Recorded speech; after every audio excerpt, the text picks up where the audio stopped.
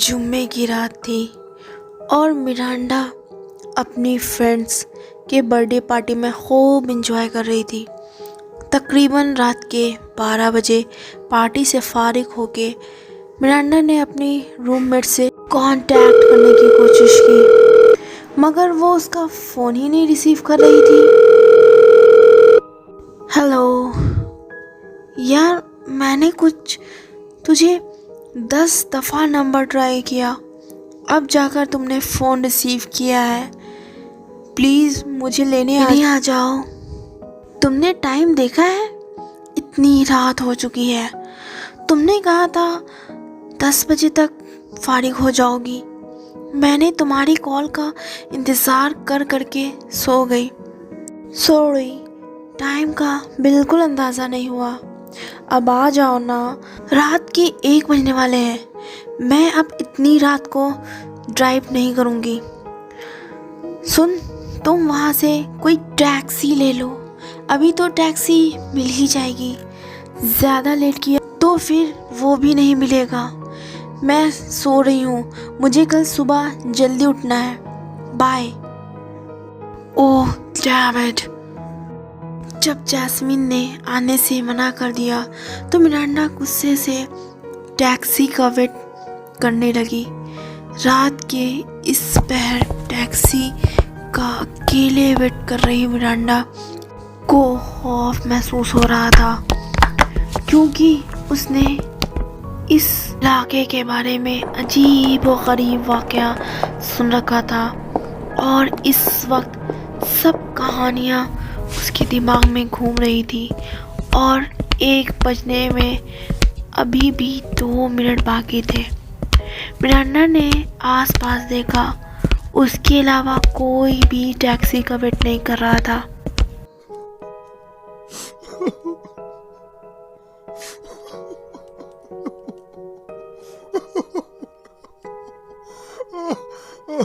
No.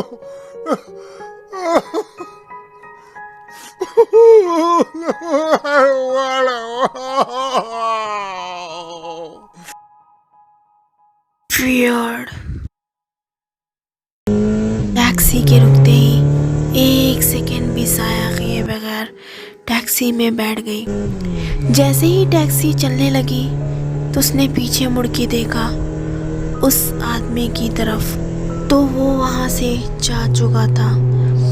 अब वो अकेली नहीं, इसलिए वो अब सेफ फील कर रही थी।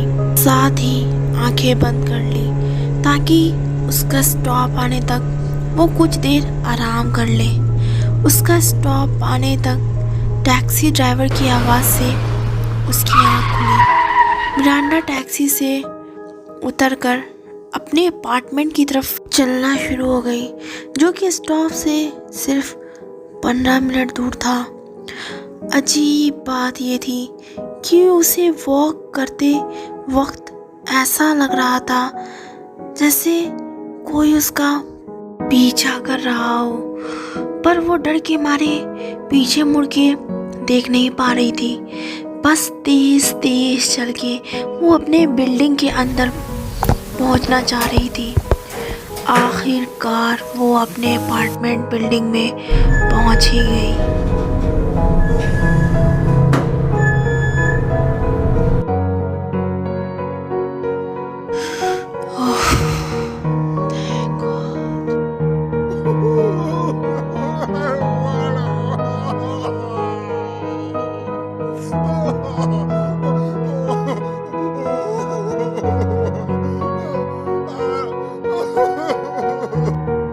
तुम ठीक तो हो? क्या हुआ? तुम लिफ्ट में बेहोश पड़ी हुई थी। क्या हुआ? वो लिफ्ट में था। कौन? रॉबर्ट था। क्या? Are you serious? रॉबर्ट मर चुका है। तो वो मेरा पीछा क्यों नहीं छोड़ देता?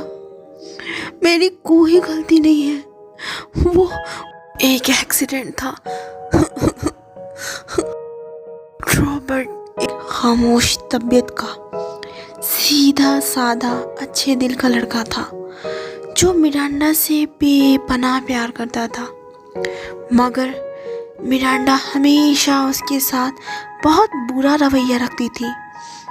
वो इंतहाई सेल्फिश और मीन लड़की थी और रॉबर्ट को बस वो अपने फ़ायदे के लिए इस्तेमाल करती थी। पर रॉबर्ट हमेशा नरम दिल होने की वजह से उसकी हर बदतमीज़ी को दरगुजर कर देता। इसी बात से फ़ायदा उठाते हुए मिरांडा कभी भी अपने रवैये को सुधारने की कोशिश नहीं की।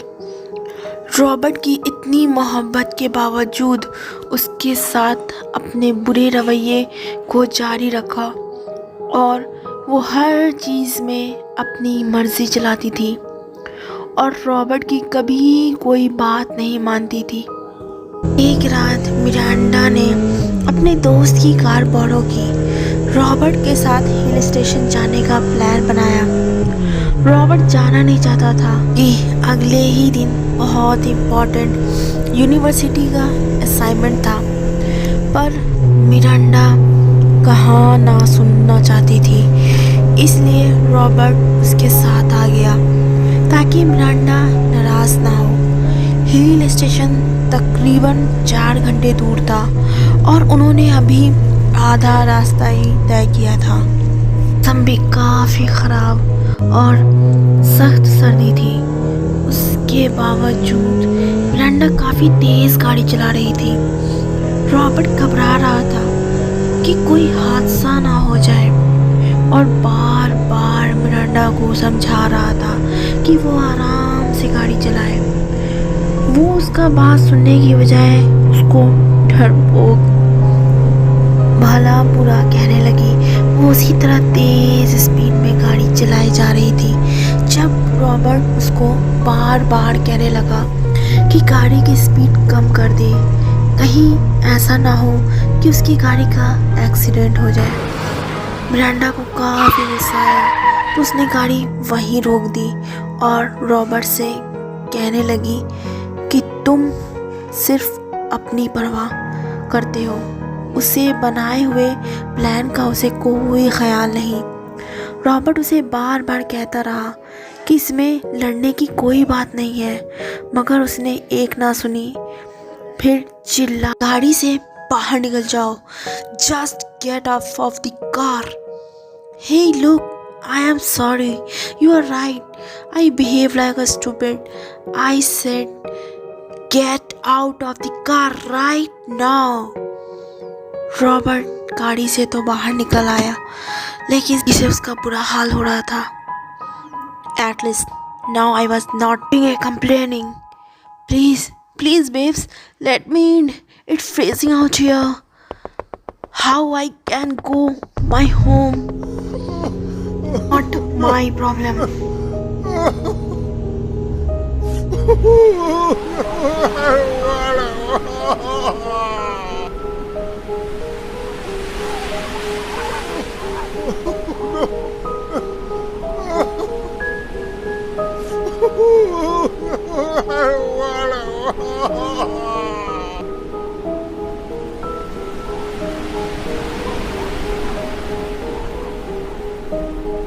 Somebody help me. Somebody help me. Please, I die here. Please help me.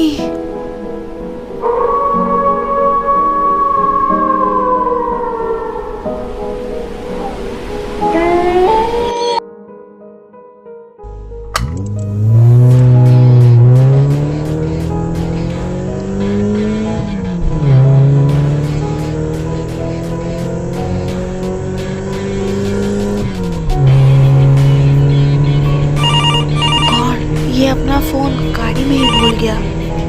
अब मुझे ही वापस जाना पड़ेगा।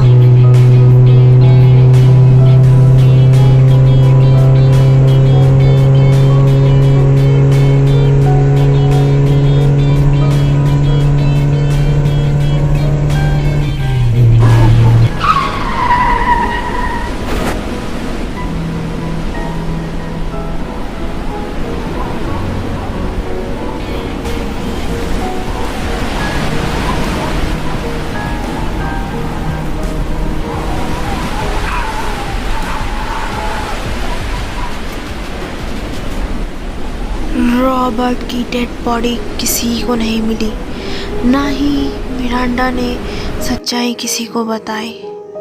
पर इसमें मेरा कोई कसूर नहीं था, वो तो हादसा था। पर वो मेरा पीछा नहीं छोड़ता, वो कभी मेरा पीछा नहीं छोड़ता। मिरांडा, मैं सेम बात कर करके थक चुकी हूँ। वो मर चुका है, ये सब तुम्हारा सिर्फ वहम है। मुझे कल सुबह जॉब के लिए जल्दी उठना है, प्लीज़ तुम भी सोने की कोशिश करो।